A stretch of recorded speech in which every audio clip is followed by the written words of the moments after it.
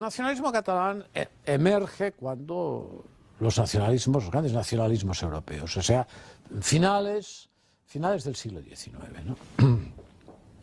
Y emerge, diríamos, una idea un tanto romántica, ¿no? Alrededor también de la propia lengua, ¿no? de los poetas, de Verdaguer, de una serie de poetas, etc. Y de unos personajes y de unas situaciones históricas totalmente de ficción, totalmente inventadas, ¿no? Bueno, el nacionalismo catalán que tenemos en estos momentos es distinto del nacionalismo que se inicia a finales del siglo XIX, ¿no? Es distinto por un aspecto esencial, ¿no? El nacionalismo que tenemos ahora es la consecuencia directa de un adoctrinamiento masivo de una población. Es decir, es algo montado artificialmente. También es evidente que el otro podíamos pensar que era montado artificialmente, pero el otro ya era consecuencia de este romanticismo, de esta especie de resurgimiento de ciertas ideas románticas, de todo un movimiento alrededor de la lengua catalana para renovar esta lengua que se había quedado envejecida a través de unos poetas, etcétera, etcétera, y eso va pasando con la lengua.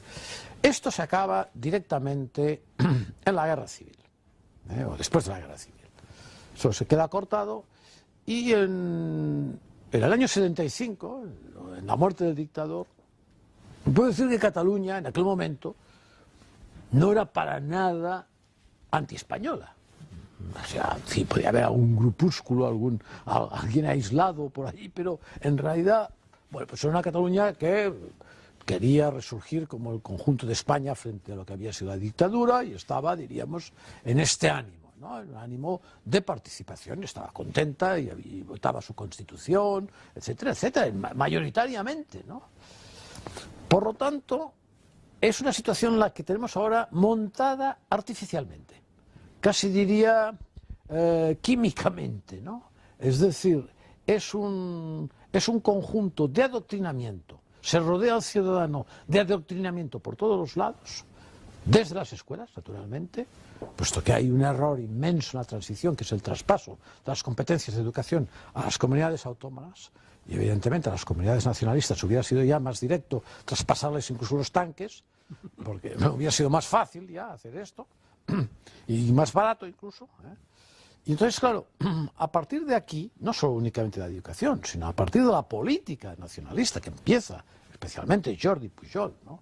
Yo creo que es una figura clave en esta cuestión y que reparte por todos sus medios. Es decir, lo primero que hace es construir unos medios propios del propio gobierno catalán muy potentes, como la televisión pública, como las radios, etc. Y después consigue comprar a todo el mundo. Es decir, reparte dinero a mansalva al mundo de la cultura, que lo tiene casi en un 99%, pues prácticamente en este momento es nacionalista, y al mundo mediático. Es decir, prácticamente no hay un solo medio que se enfrente directamente al pujolismo, ¿no?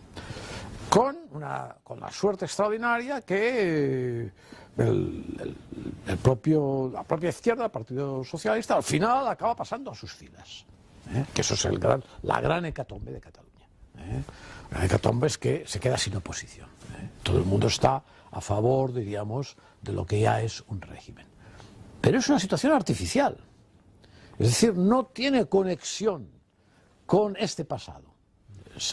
Digamos, se recuperan cosas de este pasado. Pero eso que se dice, no, es que es el sentimiento catalán. No, es mentira. Es un sentimiento montado artificialmente. Porque en el año 75 este sentimiento estaba, en fin, en un sitio muy discreto. A la gente, pues sí, le gustaba pues, ver la bandera catalana en un balcón o en un ayuntamiento, pero pequeñas cosas que las encontraríamos, pues, no sé, en Murcia o en La Rioja, ¿no? Sí, sí. Por tanto, esto hay que tenerlo en cuenta porque yo creo que la percepción del resto de los españoles es errónea en este sentido, porque lo une a un antiguo movimiento, y no es así. Es una digamos, una farsa, esperpento farsa, ¿no? Estamos en... Digo farsa esperpento porque es una situación que si yo la hubiera realizado hace 20 años, incluso menos, hace 10 años, pues nadie se la hubiera creído, ¿no?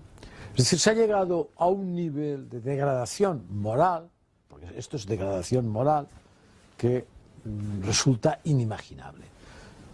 Yo creo que ninguno de nosotros, de las personas que hemos nacido allí o hemos vivido allí, podíamos imaginarnos a dónde podía llegar esta demencia, ¿no? Este delirio, porque ahora estamos ya en unas situaciones que son totalmente delirantes, enormemente peligrosas porque no se sabe por dónde pueden salir, no se sabe dónde pueden acabar, y más peligrosas aún porque no sabemos tampoco exactamente cuál es el plan del Estado español, diríamos, ¿no?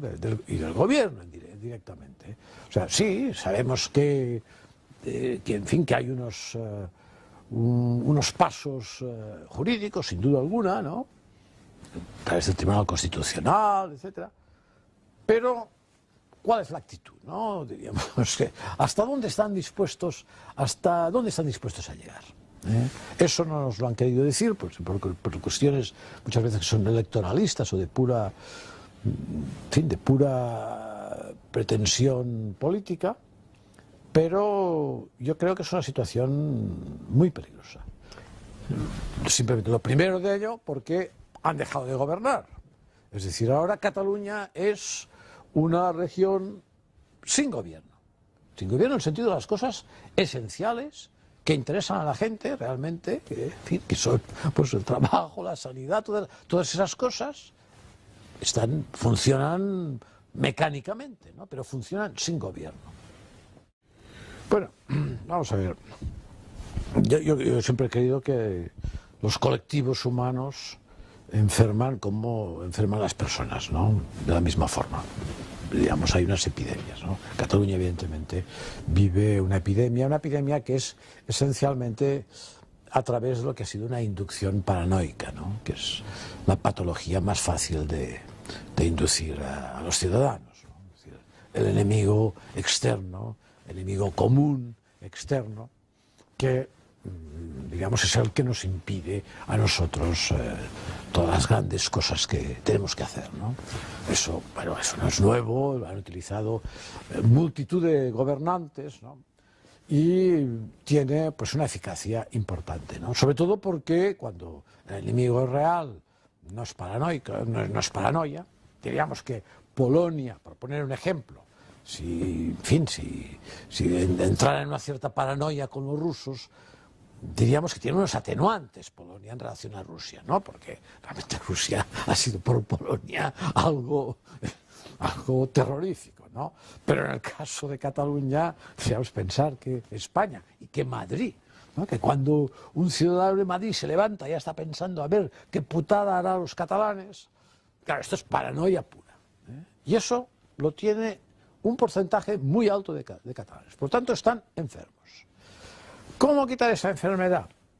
Yo creo que Cataluña durante estos años, durante estos últimos 35 años, no ha tenido relación con lo que sería el Estado, porque ha tenido un intermediario, además un intermediario contrario al Estado.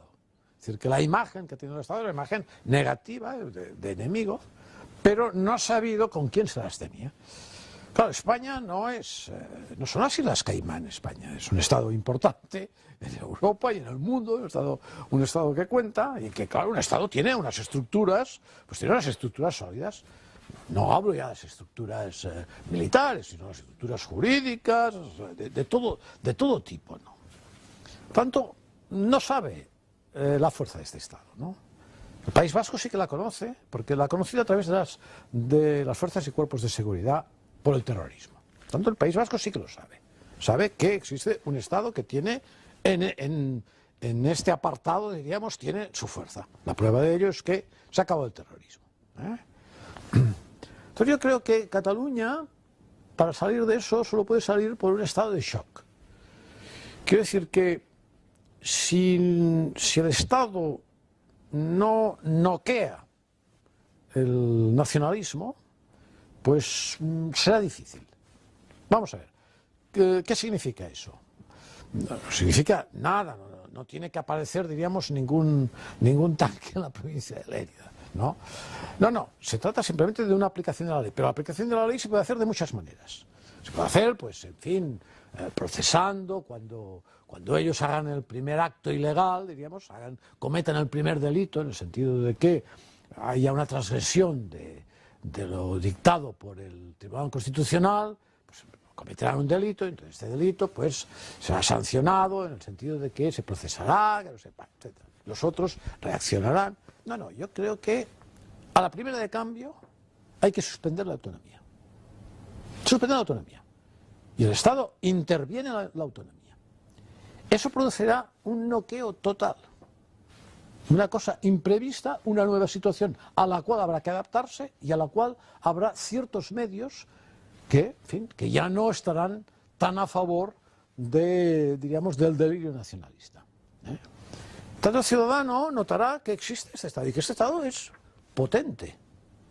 Es decir, que de golpe pues, es el que le está pagando y que le está distribuyendo la sanidad, etcétera, etcétera, etcétera, ¿no? Yo creo que eso es la solución. Hay gente que piensa que, bueno, sí, eso creará más enemigos. No, más que ahora, no, imposible. Yo creo que todo lo contrario. Habrá gente que, en fin, que salían de fiestas con sus banderitas, pero que jugar en serio no quieren. No olvidemos que la gente, es evidente que el año 30 del pasado siglo tenía muy poco que perder. O sea, la clase media, pues tenía poco que perder, no eran propietarios de pisos y tal. En este momento, a los ciudadanos, no ya de España, sino del conjunto, diríamos, de la Europa más desarrollada, les jodes un fin de semana y te quieren matar. Cuando el del servicio meteorológico se equivoca de predicción meteorológica, quieren que dimita el del servicio meteorológico el fin de semana. Entonces, no, la gente no está en un estado revolucionario. ¿Qué harán los catalanes? ¿Saldrán a hacer una manifestación? Sí, saldrán con sus banderitas, pero cuando hayan pasado 3 horas, pues irán para casa, a comer y a cenar y a ver la televisión. No pasará nada más.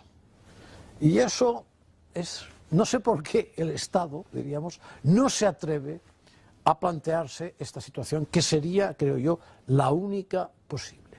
Porque las otras será un cáncer constante. O sea, tendremos que estar con esta situación años y años y años, hasta que quizá al final el resto de los españoles acaben diciendo, bueno, márchense, no nos den más la lata, o sea, no nos amarguen la vida, ¿no? Bueno, es evidente que todos los gobiernos que hemos vivido, los gobiernos españoles, salvando quizá el de la UCD, que al principio, diríamos, a pesar de sus errores, ¿no?, pues han caído, especialmente han caído en una trampa, primero porque Cataluña ha vendido muy bien su victimismo, o sea que se ha presentado como víctima.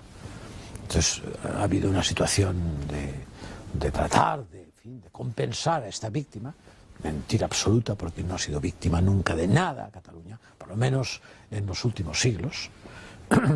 Y por lo tanto han sucumbido a eso y han sucumbido a otra cosa, que es el interés de que les apoyaran en sus cuestiones electorales, ¿no? Por lo tanto, esto ha sido un elemento decisivo.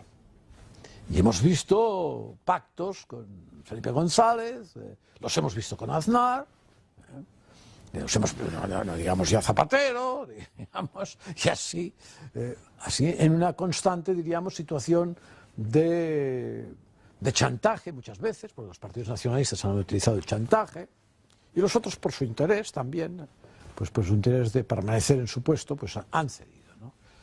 Y bueno, pues las consecuencias de eso son evidentes. Si se hubiera parado la situación que tenemos ahora, se hubiera sabido parar hace 10, 15 años, no estaríamos donde estamos para nada.